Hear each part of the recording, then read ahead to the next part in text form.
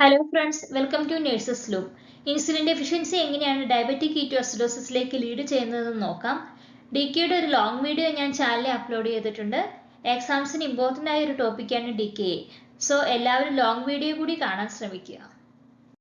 DK mechanism നോക്കാം. First, insulin deficiency അല്ലെങ്കിൽ absent ഉണ്ടാവുന്നു.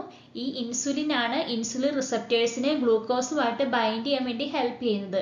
അങ്ങനെ ബൈൻഡ് ചെയ്ത് കഴിയുമ്പം ഗ്ലൂക്കോസ് സെല്ലിൻ്റെ ഉള്ളിലേക്ക് പോകുന്നു. അപ്പം ഇവിടെ ഇൻസുലിൻ ഡെഫിഷ്യൻസി അല്ലെങ്കിൽ ആബ്സെന്റ് ഉണ്ടാകുമ്പോഴത്തേനും ബൈൻഡിങ് നടക്കുന്നില്ല. അതുമൂലം സെല്ലിൻ്റെ ഉള്ളിലേക്ക് ഗ്ലൂക്കോസിന് എത്താൻ പറ്റുന്നില്ല. ഗ്ലൂക്കോസ് ബ്ലഡിൽ തന്നെ അക്യുമുലേറ്റ് ആവും. അപ്പം നമ്മുടെ ബോഡിയിൽ പാൻക്രിയാസ് ഗ്ലൂക്കഗോണിനെ റിലീസ് ചെയ്യും. കാരണം നമ്മുടെ സെൽസിൻ്റെ ഉള്ളിലേക്ക് പ്രോപ്പറായിട്ട് ഗ്ലൂക്കോസ് എത്തുന്നില്ല. അപ്പം ബോഡി വിചാരിക്കുന്നത് ബ്ലഡിൽ ഗ്ലൂക്കോസ് ഇല്ല, അതുകൊണ്ട് പാൻക്രിയാസിൽ ഗ്ലൂക്കോൺ റിലീസ് ചെയ്യുന്നു. അപ്പോൾ അത് ഈ ഫാറ്റിനെ ബ്രേക്ക് ഡൗൺ ആയിട്ട് ഫ്രീ ഫാറ്റി ആസിഡ്സ് ഉണ്ടാവുന്നു. FFA എന്ന് പറയും. ഫ്രീ ഫാറ്റി ആസിഡ്സ് ഉണ്ടാവുന്നു. ഈ FFA ബ്ലഡ് സ്ട്രീം വഴി ലിവറിലേക്ക് എത്തുന്നു.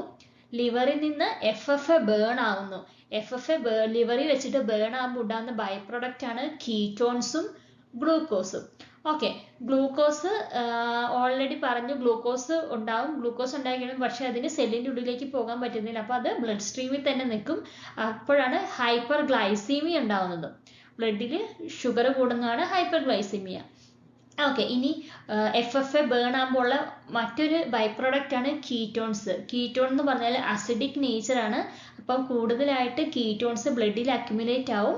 അപ്പം ഈ അക്യുമുലേറ്റ് ആവുന്ന കീറ്റോൺസ് കിഡ്നി വഴി യൂറിനിൽ കൂടെ എക്സ്ക്രീറ്റ് ആവുന്നു. അപ്പം ഇത് അസിഡിക് നേച്ചർ ഉള്ളതുകൊണ്ട് കിഡ്നീനെ ഡാമേജ് ഉണ്ടാക്കുന്നു. അതുപോലെ തന്നെ അസിഡിക് നേച്ചർ ആയതുകൊണ്ട് pH കുറയുന്നു. ബ്ലഡിന്റെ pH 7.35 to 7.45 ആണ്. അപ്പം ബ്ലഡിൽ pH കുറഞ്ഞ് 7.35 കുറയുന്നു. അപ്പോൾ അത് മെറ്റാബോളിക് അസിഡോസിസിലേക്ക് ലീഡ് ചെയ്യുന്നു. മെറ്റാബോളിക് അസിഡോസിസ് എന്ന് പറഞ്ഞാൽ pH കുറവായിരിക്കും, അതുപോലെ തന്നെ അസിഡിക് നേച്ചർ ആയിരിക്കും, പിന്നെ ബൈകാർബണേറ്റും കുറവായിരിക്കും.